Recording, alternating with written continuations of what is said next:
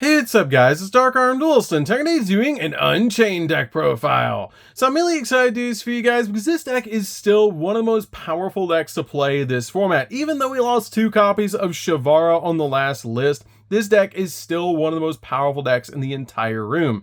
And it's such an awesome deck to be able to play because Tour Guide is still full combo. So without further ado, don't forget to like, comment, subscribe, hit the bell there so you can become part of the notification squad, and definitely check out the Patreon down in the description below for all those awesome rewards. Again, your name, description, every single video, getting assigned cards in the mail, and even getting to request a deck profile every single month to your Patreon. So without further ado, let's get straight on into this. So first off, we're going to be playing 3 copies of Aruha. Aruha is definitely a 3-of in the build that has an amazing ability. You can target 1 card that you control, and you can have special monsters for the rest of the turn, except fiend monsters also destroy the targeted card, and if you do, special summon this card from your hand, which is an amazing ability just to be able to special summon this card to your side of the field while also popping one of your Unchained trap cards so that you can put this card on the field and also get a special summon from deck. This card also floats because if this card is destroyed by card effect or by battle, it has the ability you can special summon 1 Unchained monster from your hand or deck, except another copy of this card. We then play just a single copy of Urkea. Urkea is still really good as a 1-of in the deck, and this card has the ability quick effect. You can target 1 card that you control and destroy it, which is a really cool ability just to be able to pop a card on your side of the field, and it also floats just like your copy of Aruha. We then play a single copy of Sorama. Sorama is really good for recovery and also combo, but I only feel like you need a single copy of this card still. It has the ability you can target 1 Unchained card in your graveyard and set it to your side of the field, then destroy 1 card that you control, which is great to help your cards float into the exact card that you need. We then play a single copy of Shavara. Unfortunately, this card did go to 1 on the last list, but this deck is still just as powerful as ever. But this card is insane. It has the ability that during the main phase, if this card is in your hand, quick effect, you can target 1 fiend monster or 1 face down card you control, destroy it, and if you do, special summon this card. But while this card is in the monster zone, you cannot special summon monsters except fiend monsters, and if this card is sent to the graveyard, you can set 1 Unchained spell or trap card directly from your deck, which is an insane ability for this card to have, but this card is still an amazing card to be able to play in the deck. Plus, we do have cards like Abomination's Prison that can search it, making up for the 2 copies that we lost. We then play 2 copies of Shayama. Shayama is really interesting to play at 2. I really like this card at 2, now that we only have a single copy of the other red dog, but this card is really good in the build as a 2-of. It is a little bit of a brick, but it's great to be able to float into this card because it can revive itself back from the graveyard. It lets you target 1 card that you control and destroy it, then you can destroy 1 spell or trap card on the field. And if this card is in your graveyard, you can target 1 fiend monster or a face down card that you control and destroy it, and if you do, special summon this card, but place it on the bottom of the deck when it leaves the field, which is a pretty cool ability so you can float into this card again, which is a really cool effect. This card is really powerful in the deck, and it's how I'm currently making up for the loss of the Shavara, but it's still really good in the build. We then play a single copy of Abominable Unchained Soul. This card is great in the deck as a 1-of and helps out so much in the build, and it's basically a main deck boss monster. Then if a card you control is destroyed by battle or card effect, you can special summon this card from your hand, and if this card is special summoned, you can discard a card and destroy 1 card on the field, and once per turn during the end phase, if this card's in the graveyard because it was destroyed on the field and sent to the graveyard this turn, you can special summon this card but place it on the bottom of the deck when it leaves the field, which is a crazy powerful effect on a 3000 attack point monster. We then play a single copy of DDD Vice King Requiem. This card is just amazing in the deck as a 1-of to be able to use with our DDD plays. This card is just really good because it lets you target any number of dark contract cards that you control, destroy them, and if you special summon this card from your Pendulum Zone, then you can increase or decrease its level by the number destroyed, which is a really cool effect to be able to activate your copy of Dark Contract with the Gate, search out this card, and then put it in your Pendulum Scale, and then summon it out to your side of the field, which is just super helpful to be able to do. We then play 3 copies of Tour Guide. Tour Guide is still full combo in the deck. This card, when it's normal summon, lets you special summon a level 3 fiend from your hand or deck, which is such a cool ability for this card to have. And the main card we're usually summoning off this card's ability is going to be our copy of Fiendish Rhino Warrior, which is a foolish burial when it touches the graveyard, which is a really cool effect. We then also play 3 copies of Ash Blossom just to stop the opponent from touching the deck, and 3 copies of Nibiru because we can easily out the Nibiru token, and it's just a really cool card to be able to play in this build just to basically break your opponent's board. So that's it for the monsters, guys. Let's get into the spells.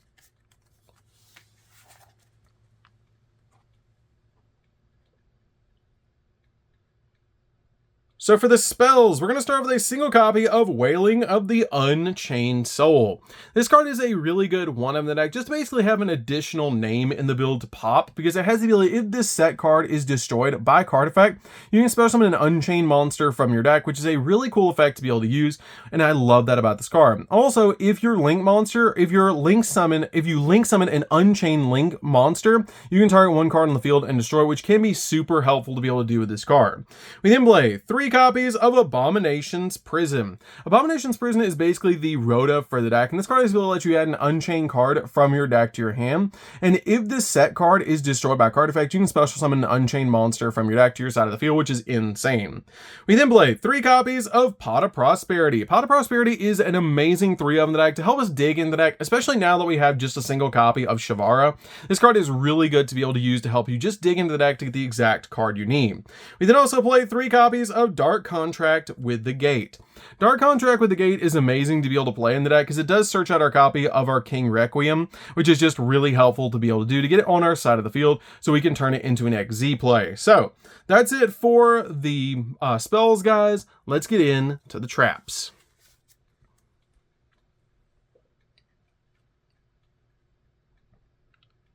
So for the traps, we're going to start with 2 copies of Abominable Chamber of the Unchained. This card is great as a 2 of in the build because it lets you special summon an Unchained monster from your hand or graveyard, and if this set card is destroyed by a card effect, you can special summon an Unchained monster from your deck. We then play 3 copies of Escape of the Unchained. Escape is really good to be able to end on because this card lets you target an Unchained monster that you control and 1 card on the field and destroy both, which is great to be able to do with this card. Also, it floats just like your copy of Abominable Chamber. We then also play 3 copies of Imperm. Imperm is just amazing in this build just to stop your opponent's monster effects and also lock down entire columns of spells and traps. It's an amazing 3 of in the build, and it helps out with the copies of Nibiru and your copies of Ash Blossom to basically just lock down the field. So that's it for the main deck, guys. Let's get in to the extra deck.